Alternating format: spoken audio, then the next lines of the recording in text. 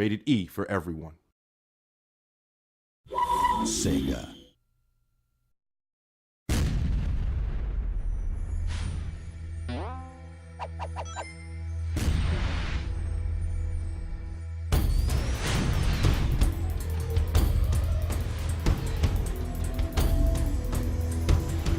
The world of Sonic is much broader and richer than most people realize. I mean, there's a lot of folks that are, of course, fans of the comics and TV shows, and they know that, there's a lot there. So it was a great chance for us actually to look at this huge bunch of stuff and pick really cool things to have the player do.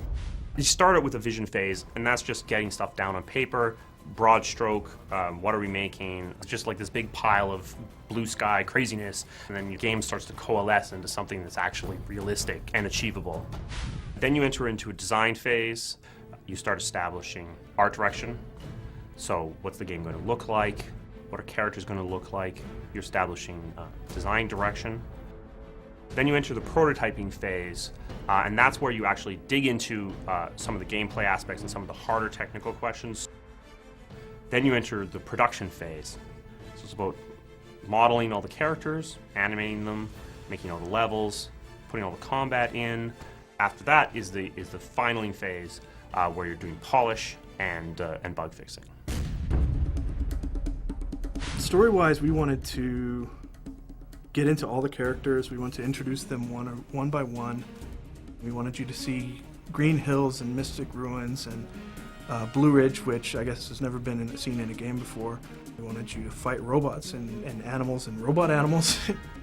And then we wanted you to go to strange places that Sonic has never been to before. The bottom line is we wanted you to be able to feel like you're Sonic and be Sonic as you're playing.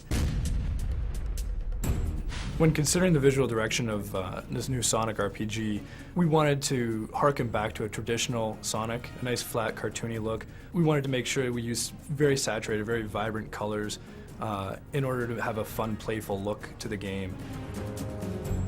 We carried that concept through most of the project. We integrated that with our backgrounds. Our backgrounds are very 2D. They look like classically animated backgrounds. We kept that in mind when approaching a lot of the animation aspects in the game.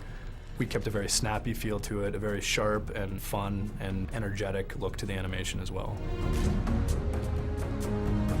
RPG games are traditionally very kind of slow and plodding almost, and that was one thing we knew we couldn't do with Sonic. We had to make it fast-paced.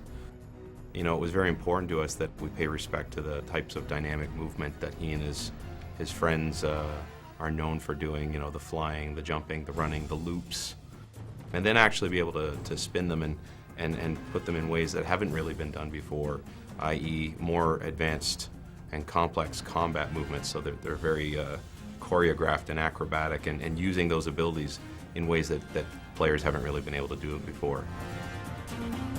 I kind of looked at them as a team of superheroes.